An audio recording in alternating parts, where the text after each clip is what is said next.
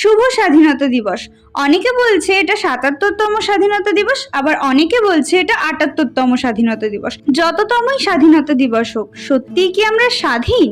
এই প্রশ্নটা বারবার মনে আসে। যে দেশে নারীর কোনো নিরাপত্তা নেই, শুধু নারী নয়, এখন তো পশু পাখিরও কোনো নিরাপত্তা নেই, সেই দেশে আর কি স্বাধীনতা দিবস পালন করব? একটা সময় নাকি বিপ্লবীরা আমাদের এই দেশকে স্বাধীন করার জন্য লড়াই করেছিলেন।